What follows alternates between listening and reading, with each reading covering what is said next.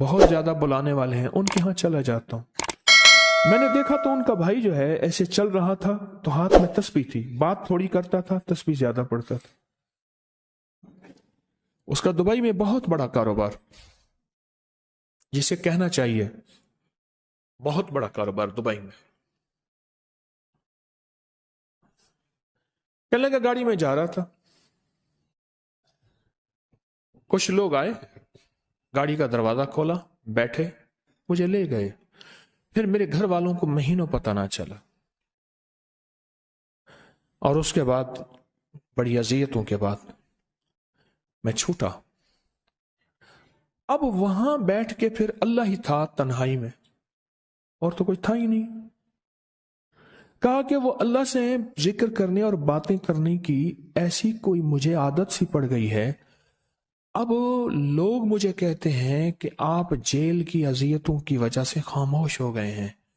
میں لوگوں کو لاکھ کہتا ہوں، نہیں، وہ مانتے نہیں۔ جیسے نا بندہ کوئی غم کی وجہ سے بعض اوقات نا چپ ہو جاتا ہے، وہ کیوں کہتے ہیں؟ اسے چپ لگ گئی ہے، خاموش ہو گیا ہے۔ تاکہ میں لوگوں کو کہتا ہوں، نہیں، میں جیل کی وجہ سے خاموش نہیں ہوں۔ اس قید نے، اس جیل نے میرے اوپر جو آزمائش بھیجی ہے، اس قید نے اور جیل نے میرے اوپر جو آزمائش بھیجی ہے، اور میں پھر وہاں ذکر کا عادی بنا، دعاؤں کا عادی بنا، تسبیح کا عادی بنا، اعمال کا عادی بنا، اور وہ عادت سی پڑ گئی ہے، اور وہ عادت سی ایسی پڑی ہے کہ بس سارا دن اب اسی میں لگا رہتا ہوں، سارا دن اب اسی ذکر میں اور اسی یاد میں لگا رہتا ہوں۔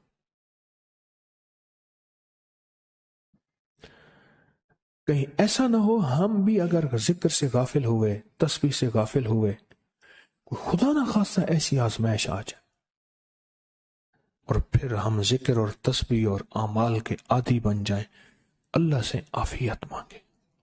اور اگر ہماری زبانوں پہ تسبیح ذکر آ گیا ہے عافیت کے دنوں میں، تو سمجھ لیں یہ اس کی عطا ہے، یہ اس کی نعمت ہے، یہ اس کی کریمی ہے، یہ اس کا فضل ہے۔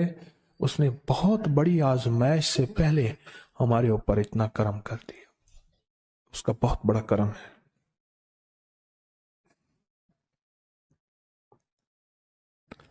اس لیے اللہ جل شانہ کے حبیب کملی والے نے آزمائشوں سے پناہ مانگی ہے۔ اللہم انی اعوذ بک من جہد البلاء، آزمائش، کوئی بلا آ جائے، ودرک شقاء، شقاوت میں میرا نام آئے، بدبختی میں، یہ بھی آزمائش ہے، وسوء القضاء، میرے لیے ایسے فیصلے ہونا شروع ہو جائیں جو مجھے برباد کر دیں، ایک کے بعد دوسرا میرے حق میں فیصلہ، میرے خلاف فیصلے سارے، وشماتت الاعداء، اور ایسا وقت میرے آزمائش نہ آئے کہ دشمن تالیاں بجائے، دشمن ہنسے اور میرا مذاق اڑائے۔ اس لیے میرے آقا نے، میرے حضور نے آزمائشوں سے پناہ مانگی ہے، عافیت مانگی ہے۔ اللہم انی اعوذ بک من زوال نعمتک، اللہ نعمت دی پھر اس کا زوال آ گیا، وتحول عافیت، عافیت دی اور تو نے چھین لی۔ اللہم انی اعوذ بک من زوال نعمتک وتحول عافیتک وفجاءت نقمتک وجمیع سخطک، اے اللہ کو میرے اوپر ایسے حملے ہوں اور سختیاں میرے اوپر شروع ہوں، مولا میں اس سے پناہ مانگتا ہوں۔ میں مانگتا کیا ہوں؟ ربنا آتنا فی الدنیا حسنۃ، اس سے دنیا کا بہترین پیکج مانگتا ہوں، وفی الآخرۃ حسنۃ، تو اس سے آخرت کا بہترین پیکج، شاندار، لاجواب، بہترین۔ ہاں، آزمائشیں، مصیبتیں، تکلیفیں، حوادث، حادثات، ناکامیاں، بیماریاں، پریشانیاں، میں نہیں مانگتا مولا۔ اللہم انی اعوذ بک من الہم والحزن، ہم کہتے ہیں ٹینشن کو، انزائٹی کو، اسٹریس کو، ڈپریشن کو، اندر غم ہے باہر پتہ ہی نہیں، اس کو ہم کہتے ہیں، اور حزن کہتے ہیں جس پہ ہائے ہائے ہو۔ اے اللہ میں تجھ سے اندر کا دکھ جو مجھے دیمک کی طرح کھائے، اور باہر کا دکھ جو مجھے تڑپائے، اندر کا دکھ کھائے اور باہر کا دکھ تڑپائے، اللہ میں اس سے پناہ مانگتا ہوں۔ ہم والحزن، عجز والکسل، ایسا کہ میں عاجز ہو جاؤں یا میرے پر سستی غالب ہو جائے۔ کتنے لوگ ایسے ہیں ان کے اوپر سستی غالب ہے، بہت بڑی مصیبت ہے زندگی کی۔ میری آقا کملی والے نے اس سے پناہ مانگی، اللہ کے حبیب میرے آقا نے آزمائشوں سے پناہ مانگی ہے۔ اللہم انی اعوذ بک من الفقر والکفر، اے میرا مولا مجھے کفر سے اور فقر سے بچا۔ فقر ایسا، غربت ایسی آئے کہ میرے ذہن میں ہر وقت لوگوں کی جیبوں پہ نظر ہو، ہر وقت لوگوں کی جیبوں پہ نظر ہو۔ یہ دو وقت میں ہوتا ہے، ذہن نشین رکھیے گا۔ اس فقیر کا تجربہ ہے، ایک جب طمع بڑھ جاتا ہے، لالچ بڑھ جاتی ہے، اس وقت لوگوں کی جیبوں پہ نظر ہوتی ہے۔ جب فقر بڑھ جاتا ہے، غربت اور تنگ دستی اور فقیری بڑھ جاتی ہے، پھر لوگوں کی جیبوں پہ نظر اس کی ہوتی ہے اور اللہ کے خزانوں پہ نظر نہیں ہوتی یا کم ہوتی۔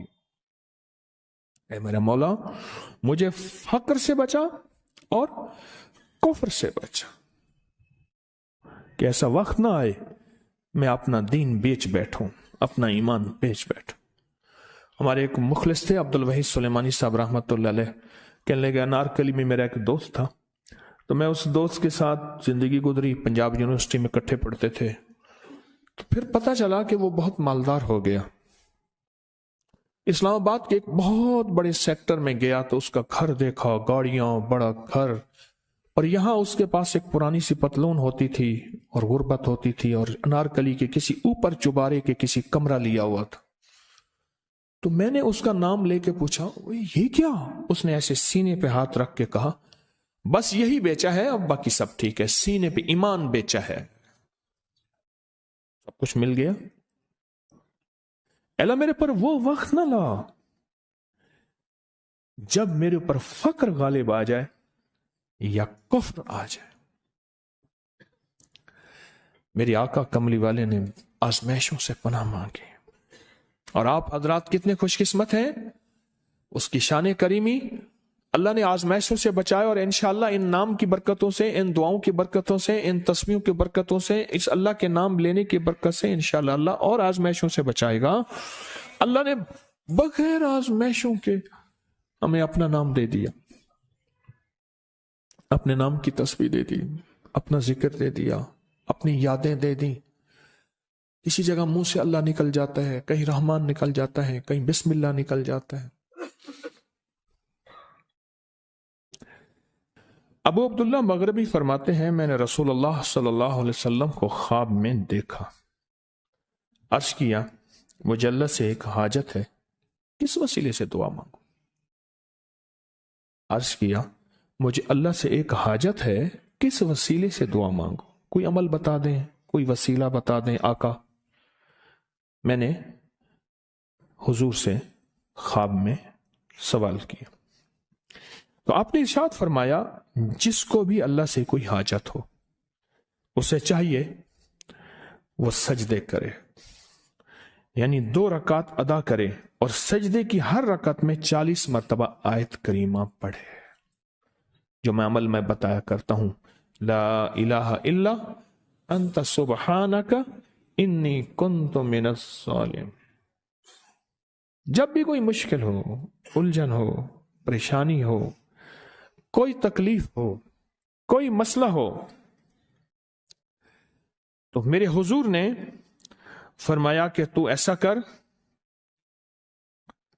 تو ایسا کر، تو کیا کر، تو نفل پڑھ، ہر رکعت میں سبحان ربی الاعلیٰ کے بعد 40 مرتبہ آیت کریمہ پڑھ، اور پڑھ ایسے ڈوب ڈوب کے، مانگ مانگ کے، گڑ گڑا کے، بھیکاری محتاج سائل اور منگتا بن کے پڑھ۔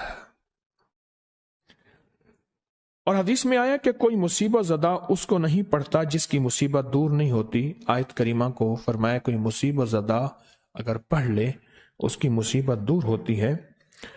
اور ایک اور حدیث میں ہے کہ کبھی ایسا نہیں ہوا کہ کسی مسلمان آدمی نے کسی چیز کے لیے اسے پڑھا ہو اور اس کی دعا قبول نہ ہوئی ہو، اور اس کو ترمذی اور نسائی نے روایت کیا ہے۔ میرے آقا فرماتے ہیں کہ میں جب شب معراج میں میرا ایک شخص پر گزر ہوا جو نور عرش میں چھپا ہوا تھا، عرش کے نور میں اتنا ڈوبا ہوا تھا، خود چھپا ہوا تھا عرش کے نور میں۔ میں نے پوچھا یہ کون ہے؟ یا کوئی فرشتہ ہے؟ فرمایا نہیں۔ میں نے کہا تو پھر یہ کون ہے؟ فرمایا ایک انسان ہے، جب دنیا میں تھا تو یاد خدا اسے اس کی زبان پر تر و تازہ رہتی تھی، اس کا دل مسجد میں لگا رہتا تھا، آج اللہ کے حضور یہ نور عرش کے نور میں اتنا ڈوبا ہے کہ خود چھپ گیا۔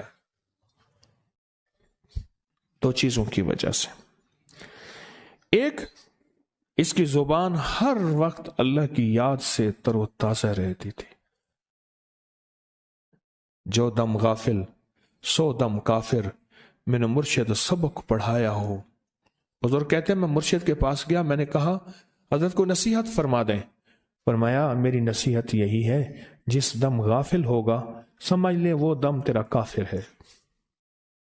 اور کافر کے معنی اصل ہیں انکار کے، وہ تیرا دم اللہ کے ساتھ جڑا ہوا نہیں ہے۔ پر میں ذکر کرنے والوں کی مثال زندہ کی ہے اور ذکر نہ کرنے والوں کی مثال مردہ کی ہے۔ حضرت خالد بن ولید نے فرمایا ایک طرف ہزاروں تھے اور فرمایا مجھے چند دے دیں، تو پوچھا آپ کو چند کیوں دیں؟ کہا وہ سارے مردہ ہیں، وہ کلمہ پڑھنے والے نہیں تھے، وہ سارے مردہ ہیں، مجھے چند کلمہ پڑھنے والے دے دیں، یہ سارے زندہ ہیں اور یہ غالب آئیں گے۔ اور یہی ہوا، اور یہ کلمہ پڑھنے والے غالب آ گئے۔